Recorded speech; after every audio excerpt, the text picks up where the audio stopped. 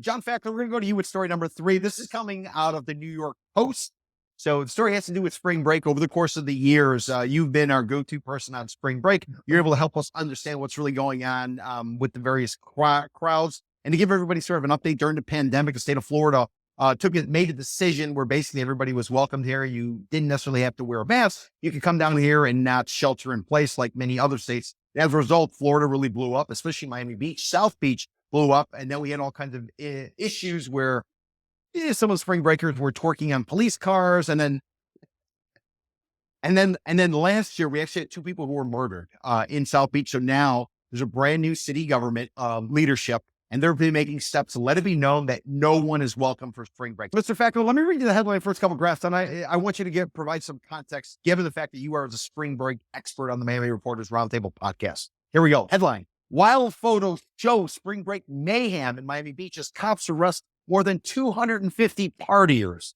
First couple graphs: while photos show the chaos of spring break revelry in Miami Beach, as officials confirm they have busted over 250 partygoers despite dramatic preemptive crackdowns by the city, including a midnight curfew implemented over the weekend. The hotspot for spring breakers implemented a curfew that began at 11:59 p.m. and continued until 6 a.m. from Friday through Monday. The curfews came in response to last year's mayhem that resulted in nearly 500 arrests, a seizure of 105 guns, and 2 fatal shootings.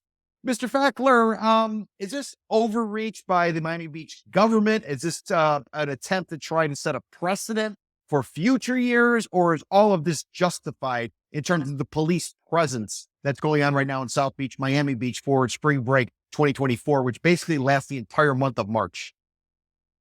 Well, it's definitely justified after previous years, but nothing's working. I mean, What? the numbers are literally, because there's still another week. What do you mean So nothing's those numbers are working? What do you mean nothing's working?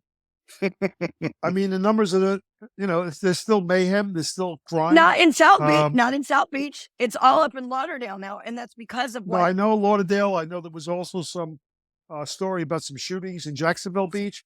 But okay, but Jacksonville Beach is not around here. What is happening in Miami I'm Beach? saying,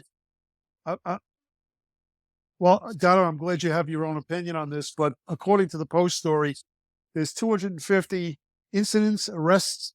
There has been no shootings, and there has been no murders. If there's another week of issues, it's going to match the same number of arrests as last year. So these implementations of all these different, things as far as a curfew. You're completely contradicting you're contradicting what you're saying. That's why I'm like so fired up. What you're saying is like you contradicting yourself. All I'm doing is telling what the Post story said. That's all I'm saying. Mr. Fackler, let me ask you a follow-up question. In this story, it says that the city of Miami Beach has a video campaign, and they're saying that you can expect things like curfews, bag checks, restricted beach access, DUI checkpoint, $100 parking fees, and strong police enforcement for drug possession and violence. What kind of sign is that sending to the spring breakers? And do you agree with that almost military style approach, or do you think it's a little bit over the top? Well, I don't know what else they can do, because they've tried all these measures, and they still had 250 arrests up until today. Now, how many more arrests are going to happen next week? I think it's one more week at least. That it may actually equal what happened last year. So these measures that they're taking is not really helping. I mean, there hasn't been any murders. Let's keep our fingers crossed. But right now, it looks like it's not really working, these measures. And so I don't really know what else they're going to do. I guess they'll come back after next week and decide, okay, what worked, what didn't work. But as far as the number of arrests, I mean, it's going to be the same number every year. Okay, so what are you basing your, yes, there was a story about, what are you basing what you're saying now? What are you basing it on? Like, you run a story? Have you seen the 3,000 videos? Do you not understand that what South Beach has done has been spectacular for South Beach? You know where locals go this week? You know what a local can actually do, like myself, is go to the fucking beach. Because you know where all these assholes have now been forced to go? Is Lauderdale. So let Broward. I mean, I love what the cops in South Beach did. I fucking love it. It's like they pulled a butt plug out and like it just all the shit spewed up north. And Mr. Fackler, Mr. Fackler, Well, how do you, I mean, is that's good blowback. I actually agree. A lot of the problem has gone north. yes, And that's so I agree with Donna, but there's still a lot of arrests. I mean, you're still going to have the same issue every year. So maybe we should just get used to it.